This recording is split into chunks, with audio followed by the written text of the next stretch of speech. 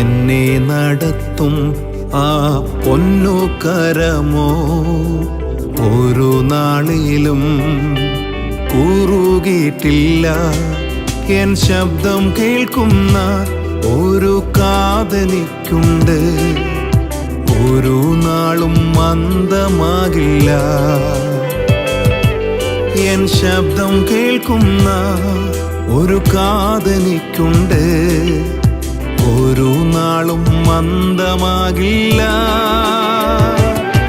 ഹല്ലേ ഹല്ലേലൂയ പാടിയിടും, അഭുജബലത്താൽ നടത്തിയതാൽ.